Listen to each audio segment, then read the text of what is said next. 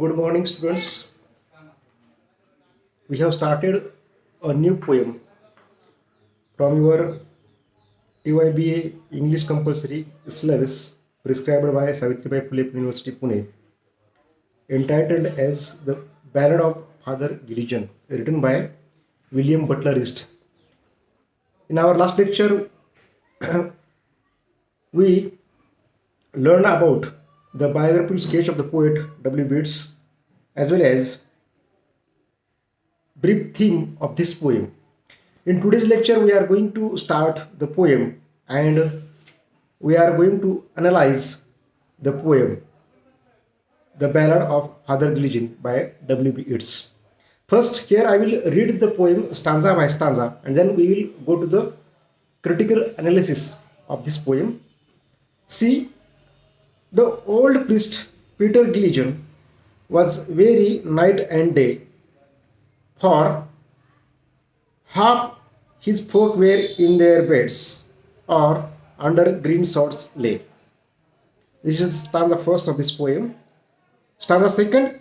Once, while he nodded on a chair at the moth hour of eve, another poor man sent for him, and he began to grieve. This is the stanza second. Stanza third. I have no rest, nor joy, nor peace, for people die, and after cried he, God, forgive. My body spake, not I. Stanza fourth. He knelt, and leaning on the chair, he prayed and fell asleep, and the moth hour went from the fields, and stars began to peep. This is the stanza fourth. Stanza fifth. They slowly into millions grew, and leaves shook in the wind, and God covered the world with shade and whispered to mankind. Stanza next. Upon the time of sparrow cheap, when the moths came once more, the old priest Peter Gilligan stood upright on the floor. Stanza next. Marvin, Marvin, the man has died. While I slept on the chair, he roused his horse out of its sleep and rode with little care. Next stanza. He rode now as he never rode, by rocky lane and fell. The sick man's wife opened the door. Father, you come again? Stanza next. And is the poor man dead? He cried. He died an hour ago. The old priest Peter Gilligan in grief swayed to and fro. Next stanza. When you were gone, he turned and died, as merry as a bird. The old priest Peter Gilligan, he knelt him at the word. Stanza next. He who hath made the night of stars for souls who tire and bleed, sent one of his great angels down to help me in my need. Now, the final stanza of this poem. He who is wrapped in purple robes with planets in his care, had pity on the least of things asleep upon a chair. This is the poem written in a very short stanza, rhyming, and this poem is a perfect example of the poetic form ballad. Now we will try to critically analyze the poem stanza by stanza. See, the poem starts with the old priest Peter Gilligan, who is very tired. प्रस्तुत कविता ही छोट्या छोट्या स्टांजामध्ये लिहिलेली आहे. 12 स्टांजाची कविता आहे. 4 ओळीचा एक stanza आहे आणि ही प्रस्तुत कवितेचा जो एक प्रकार आहे बॅलाडा किंवा आपण ज्याला मराठीत पोवाडा म्हणतो, त्याचा एक उत्तम नमुना ही प्रस्तुत कविता आहे. या कवितेमध्ये या ठिकाणी कवी कवितेची सुरुवात एका ओल्ड प्रिस्ट म्हणजे जो कोणी पुजारी आहे किंवा त्याला आपण ख्रिश्चन धर्मामध्ये जो कोणी पुजारी असतो त्याला प्रिस्ट म्हटलं जातं. त्याचं नाव आहे पीटर गिलिजन आणि तो खूप थकलेल्या अवस्थेत कवी या ठिकाणी त्याला आपल्याला दाखवतोय. Half of his folk were dead. आणि त्याचे जे कोणी लोक होते किंवा अन्वयी होते ते काय झालेले आहेत, अर्धे लोक त्या ठिकाणी मृत्यू पावलेले. कवितेच्या सुरुवातीलाच कवी या ठिकाणी आपल्याला काय करतोय, त्याचं चित्रण किंवा वर्णन या कवितेमध्ये करताना दिसतोय. Sleeping in their beds and lying down under the green sods are metaphors for them being dead. आणि हे जे काही फोक्स आहेत किंवा त्याचे जे काही अन्वय आहेत त्या ठिकाणी काय झालेले आहेत, बेड्सवरती त्या ठिकाणी झोपलेले आहेत किंवा मृत्यू पावलेले आहेत. आणि इथं एक रूपक अलंकार वापरून कवीने त्या ठिकाणी त्यांचा काय केलेलं आहे, त्यांचं कम्पॅरिझन केलेलं आहे, डायरेक्ट कम्पॅरिझन केलेलं आहे, मेटाफोर वापरलं या ठिकाणी. किंवा जे फोक्स आहेत किंवा जे लोक आहेत किंवा त्याचे जे अनुयायी आहेत ते ग्रीन सॉर्ट्स या चा वापर करून, या रूपक अलंकाराचा या ठिकाणी वापर करून ते लोक मेलेले या ठिकाणी कवी आपल्याला वर्णित करतोय किंवा त्याचं दर्शवण्याचं काम कवी या ठिकाणी करतोय. Flock here means parish or the people who depend on the priest. मग आता फोक जे आहेत, फ्लॉक म्हणजे काय, तर फ्लॉक म्हणजे पॅरिश. पॅरिस या शब्दाचा अर्थ काय होतो, असे लोक जे लोक त्या प्रिस्टवरती अवलंबून आहेत याला उद्देशून फ्लोक किंवा पॅरिस हा शब्द या ठिकाणी कवितेमध्ये कवीनं वापरलेला आहे. This shows that the priest had a considerable number of people depending on him and he is the only one they can depend on. आणि याच्यावरून आपल्याला असं दिसतं की खूप सारे लोक या ठिकाणी या प्रिस्टवरती, त्या पुजाऱ्यावरती त्या ठिकाणी कसे होते, अवलंबून होते. आणि तो एकमेव पुजारी असा होता त्याच्यावर कित्येक लोक त्या ठिकाणी अवलंबून होते किंवा त्याचे अन्वयी होते असं या ठिकाणी आपल्याला म्हणता येईल. This combined with the green sods gives us an image of countryside. आणि याचा ज्यावेळेस मेळ ग्रीन सॉर्ट्स याशी घातला जातो, याचा अर्थ असा दर्शवला जातो, ग्रीन सॉर्ट्स म्हणजे ग्रामीण भाग, जिथं गवताळ प्रदेश आहे, जिथं कंट्री साईड आहे, त्याचा वापर कवीने या ठिकाणी ग्रीन सॉर्ट्स म्हणजे कशाचा रेफरन्स देण्यासाठी वापरला शब्द, तर कंट्री साईड किंवा ग्रामीण भाग, डोंगराळ भाग जिथं गवत उगवतं याचा एक रेफरन्स किंवा संदर्भ देण्याकरता ग्रीन सॉर्ट्स या फ्रेजचा वापर कवीने या ठिकाणी केलेला दिसतोय. Where people to priest ratio is very high. आणि ग्रामीण भागामध्ये साहजिकच एका पुजाऱ्यामागं किंवा एका प्रिस्ट मागं त्याच्यावर आधारित असणाऱ्या लोकांचा जो रेशिओ आहे किंवा जे प्रमाण आहे ते कसं आहे, त्या ग्रामीण भागामध्ये जास्त असल्याचं आपल्याला पाहावयास मिळतं. So we have a priest in a country side, presumably a rural area who is very tired. आणि म्हणून ग्रामीण भागामध्ये जी काही लोकांची संख्या आहे, जे लोक त्या ग्रामीण भागामध्ये राहतात त्या लोकांची संख्या इतकी जास्त आहे की तेवढ्या लोकांच्या सेवेकरता किंवा तेवढ्या लोकांच्या त्या ठिकाणी जे काही त्यांच्या अडचणी असतात त्या सोडवण्याकरता एकमेव पुजारी त्या ठिकाणी त्या ग्रामीण भागात असल्याचं कवी या ठिकाणी वर्णित करतो आहे किंवा वर्णन त्याचं या ठिकाणी करतो आहे. Another poor man sends for the priest. This shows that the people who send for him previously the half of his flock who are dead are also mostly poor. आणि नंतर परत एक आणखीन माणूस त्याच्याकडे काय होतो, पाठवला त्या ठिकाणी त्याच्याकडं पाठवला जातो. आणि त्याच्यावरून असं दिसतं की आधीच त्याचे जे काही अन्वयी होते किंवा आधारित असणारे लोक त्या ठिकाणी काय होते, मृत्यू पावलेले आहेत. आणि जे काही डिपेंड असणाऱ्यांची संख्या आहे त्या लोकांची या प्रिस्टवरती ती जास्त तर आहेच आहे, परंतु ते लोक हे या ठिकाणी असं आपल्याला दिसून येतं की ते खूप गरीब असल्याचं या ठिकाणी चित्र आपल्याला दिसतं. So this paints us an image of a poor countryside with a single priest. आणि या इमेजवरून आपल्याला असं लक्षात येतं की हा जो प्रिस्ट आहे तो कुठं सेवा करतोय, एका ग्रामीण भागामध्ये त्या ठिकाणी सेवा करतोय. आणि तो एकमेव तिथल्या लोकांकरता, तिथल्या गरीब लोकांकरता एकमेव पुजारी किंवा प्रिस्ट असल्याचं आपल्याला या ठिकाणी निदर्शनास येतं. The priest grieves hearing that another man was going to die. आणि ज्यावेळेस त्या प्रिस्टला, त्या पुजाऱ्याला असं समजतं की आणखीन एक माणूस त्या ठिकाणी काय करतोय, मरतोय, मरणासन्न परिस्थितीमध्ये अवस्थेमध्ये येऊन त्या ठिकाणी ठेपलेला आहे. This shows he cares for the people and that he was a good person.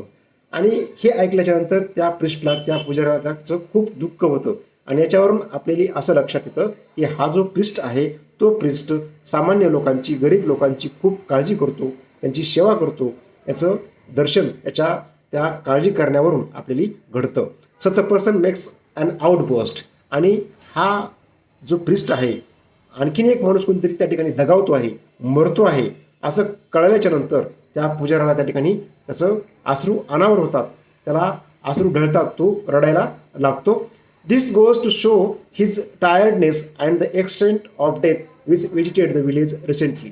आणि परत हे असं दर्शवतं की हातबल आहे कोण, हा पुजारी त्या गावातील लोकांच्या जे काही अनुयायी आहेत, जे लोक त्याला मानतात एक पुजारी म्हणून, त्या ठिकाणी त्या लोकांच्या त्या ठिकाणी कित्येक मृत्यू त्या गावामध्ये झालेले पाहावयास मिळतात. आणि आणखीन एक मृत्यू या ठिकाणी होतोय, याचं दुःख त्याला अनावर होतं त्या पुजाऱ्याला.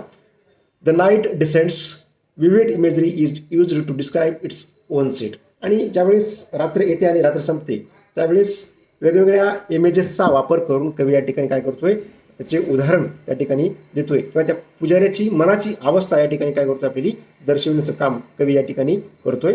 God is said to whisper to mankind. या कवितेच्या माध्यमातून कवी देव जे काही मानव जातीशी संवाद साधताना, कुजबुजताना आपल्याला काय करतोय दिसतोय, बोलताना त्या ठिकाणी दिसतोय. This shows that God is closest to us when we are at our very peaceful and conveys the benevolence of the almighty. आणि याच्यावरून आपल्याला असं दिसतं की देव आपल्या अवतीभोवती असतो, आपल्या खूप जवळ असतो. आणि एवढंच नाही तर त्या ठिकाणी आपलं आयुष्य सुखकर करण्यामध्ये, आपल्या आयुष्यामध्ये शांती ठेवण्याकरता देवाचा हा खूप मोठा हातभार असतो किंवा देवाचा उपकार असतो, हे यावरून आपल्याला लक्षात येतं. Wien morning comes the priest wakes up in anxiety that he has failed to do his divine duty and rides like the wind on the horse. ज्यावेळेस सकाळ उजडते, दिवस उजडतो, त्यावेळेस तो प्रिस्ट झोपेतून उठतो आणि त्याला कळलं असतं, त्याला कळतं की मी माझी जी काही मला या ठिकाणी ड्युटी देवाना दिलेली आहे किंवा मी जी काही पुजारी आहे, माझं काम करण्यास मी काय चाललोय, मी माझी ड्युटी पूर्णपणे करू शकलो नाही किंवा ती अपूर्ण राहिली याचं त्याला दुःख होतं. आणि तो काय करतो, लगेच त्या ठिकाणी घोड्यावर बसतो आणि वाऱ्याच्या वेगानं त्या ठिकाणी काय करतो, त्या घराकडं जिथं त्या माणसाचा डेथ झालेली असते किंवा मृत्यू झालेला असतो तिकडं तो घोड्यावर बसून, घोड्यावर स्वार होऊन त्या ठिकाणी त्या घराकडं वाऱ्याच्या वेगानं काय करतो, जातो. Rocky lane and fen and such imagery cement the idea that the settings of the poem is in poor country side.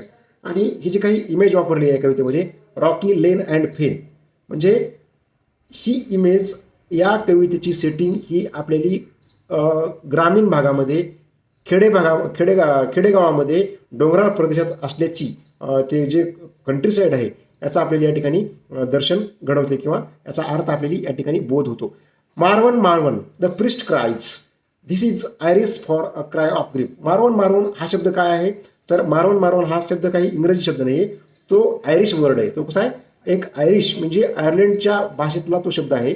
या भाषेमध्ये हा प्रिस्ट काय करतो, ओरडतो, मारवन मारवन करून ओरडतो. आणि मारवन मारवन हा इंग्रजी शब्द नसून तो आयरिश वर्ड आहे. आणि आयरिश वर्डचा इंग्रजीत अर्थ होतो ग्रीप, म्हणजेच दुःख व्यक्त करण्याकरता तो मारवन मारवन असा शब्द त्या ठिकाणी तो priest उच्चारतो. This shows the setting is in Irish countryside. No surprise there, knowing that it was Irish. आणि हे आपल्याला असं दर्शवितं की ह्या कवितेची सेटिंग जी आहे ते आयर्लंड या देशामधल्या ग्रामीण भागामध्ये, डोंगराळ प्रदेशामध्ये असल्याची आपल्याला या कवितेवरून अर्थबोध होतो. आणि याच्यामध्ये कुठलंही नवल नाही, कारण कवी W.B. इट्स हे स्वतः आयर्लंड या देशाचे नागरिक होते आणि त्यांनी त्यांच्या साहित्यामध्ये, कविता असतील, नाटकं असतील, त्याच्यामध्ये Irish culture, history and legend जे काय आहे त्याचं इत्थंभूत त्या विषयावर लिखाण त्या ठिकाणी केलेलं आपल्याला, त्याचा जर साहित्य आपण अभ्यासलं तर त्याच्यावर आपल्याला लक्षात येऊ शकतं. When the priest reaches the poor man's house fearing he already died, when he was asleep the man's wife says father you come again. ज्यावेळेस तो प्रिस्ट त्या गरीब माणसाच्या घरी पोहोचतो त्यावेळेस त्याला कळायला असतं की तो ऑलरेडी काय झालेला आहे, मेलेला आहे. किंवा ज्यावेळेस हा प्रिस्ट झोपलेला असतो त्यावेळेस ते माणूस काय केलेला आहे, तो त्या ठिकाणी त्याची डेथ झालेली आहे आणि ज्यावेळेस त्याच्या घरी पोहोचतो तर त्या मेलेल्या व्यक्तीची विडो किंवा जी विधवा झालेली पत्नी असते, जिचा नवरा मेलेला आहे, ती त्या फादरला विचारते, फादर यू कम अगेन, म्हणजे फादर तुम्ही परत आलात, असा प्रश्न किंवा असा एक्सक्लेमेशन म्हणजे उद्गार ती काय करते, तिच्या तोंडातून काढते. Though this is the first time that father Gilligan come to the man's house, the wife says it is the second. आता भानगड काय होते या ठिकाणी, हा फादर तर पहिल्यांदाच त्या व्यक्तीच्या घरी गेलेला असतो, तो माणूस वारलाय म्हणून, तो त्या ठिकाणी डेथ झाली म्हणून, परंतु त्याची बायको उद्गारते की फादर यू कम अगेन, म्हणजे काय प्रश्न या ठिकाणी, काय गोंधळ झालेला आहे. तर या ठिकाणी त्या विडोची, त्या मृत्यू पावलेल्या व्यक्तीची पत्नी फादरला, या प्रिस्टला उद्गारून बोलते की तुम्ही परत वापस आलात का, असा प्रश्न त्या ठिकाणी त्याला विचारते फादरला. तर the explanation given is in the following stanza. आता याचं आपल्याला स्पष्टीकरण पुढच्या स्टांजामध्ये द्यायचे बघा. The priest says and the poor man died. मग तो पुजारी किंवा तो प्रिस्ट म्हणतो की हा गरीब माणूस, हा बिचारा माणूस मेला का, त्याचा मृत्यू झाला का. He doesn't notice the again part of the wife's greeting. आणि ज्यावेळेस ती विडो, त्या मृत्यू पावलेल्या व्यक्तीची पत्नी ज्यावेळेस त्याला विचारते की you come again, father you come again, ह्याचा त्याला तो काय करत नाही, तो त्याला लक्षात येत नाही की त्या बाईनं काय शब्द उच्चारलाय, ह्याचं त्याच्याकडे लक्ष नसतं. This shows that he was genuinely distressed for the man. आणि याचाच अर्थ असा होतो की त्या व्यक्तीच्या मरण्याचा खूप मोठं दुःख किंवा आघात या प्रिस्टच्या मनावर झालेलं त्या ठिकाणी आपली दिसून येतं. The wife says that he died an hour ago peacefully and happily when the priest left. त्याची पत्नी, ती विडो, ज्या व्यक्तीची डेथ त्या ठिकाणी झालेली, त्याची पत्नी म्हणते की यांचा 1 तासापूर्वी त्या ठिकाणी मृत्यू झालेला आहे आणि त्यांनी आनंदानं त्या ठिकाणी काय केलेलं आहे, जीव सोडलेला आहे. किंवा ज्यावेळेस प्रिस्ट निघून गेले, म्हणजे तुम्ही निघून गेलात, तुम्ही गेल्याच्या नंतर 1 तासानंतर त्यांनी काय केलेलं आहे, त्यांचा आनंदानं त्या ठिकाणी मृत्यू झालेला आहे, त्यांनी आनंदानं जीव सोडलेला आहे, असं ही वाईफ, ही विडो, त्या मृत्यू पावलेल्या व्यक्तीची पत्नी ती प्रिस्टला सांगते, त्या पुजाऱ्याला सांगते त्या ठिकाणी. It finally sinks to father Gilligan the implication of what the wife was seeing. आणि शेवटला फादरला लक्षात येतं की मी तर आलो नव्हतो, मी तर मग आलो होतो कोण, ही कोण इथे 1 तासापूर्वी गेलाय, असा त्याचा प्रश्नाचं उत्तर त्या ठिकाणी या प्रिस्टला कळायला लागतं की माझ्या रूपामध्ये, माझ्या ॲब्सेंटीमध्ये, मी जरी पुजारी असलो, मी जरी प्रिस्ट असलो, तरी माझी ड्युटी करण्याकरता देव येशू ख्रिस्त त्या ठिकाणी या व्यक्तीकडं येऊन गेला असल्याचा अर्थ हा प्रिस्ट त्या ठिकाणी लावतो. He thanks the merciful God who took pity on his tired self and sent an angel of his to do his work for him. आणि तो देवाला, जो कनवाळू आहे, जो देव दयाळू आहे, जो सर्व संबंध सजीव सृष्टीचा कसा आहे पालन पोषण करताय, अशा देवाचा आभार या ठिकाणी काय करतो, तो पृष्ठ व्यक्त करतो. कारण त्याच्या ॲब्सेंटीमध्ये, या पृष्ठच्या गैरहजेरीमध्ये देवानं त्याचं काय केलंय, काम करण्याचं काम त्या ठिकाणी केलेलं आहे, याचा आनंद त्या ठिकाणी या पृष्ठला होतो. This is one of few poems of its that religious intonation in it. आणि ही अशा प्रकारच्या कविता ज्यामध्ये रिलिजियस इंटोनेशन असलेला आपली इट्सच्या कवितेमध्ये पाहावयास मिळतो. याचाच एक उत्तम नमुना किंवा उदाहरण म्हणून ह्या कवितेकडे आपल्याला पाहता येईल. या कवितेचं टायटल आहे the ballad of the father Gilligan. This is the poem and the critical analysis of this poem, The Ballad of the Father Gilligan. This poem comes to an end. In our next lecture, we will go through the question based on this poem as well as other segments related to this poem. Thank you for being with me. Do watch the lecture which I am going to share with you on WhatsApp group, as well as this lecture will be available on YouTube. Thank you once again for being with me. Thank you.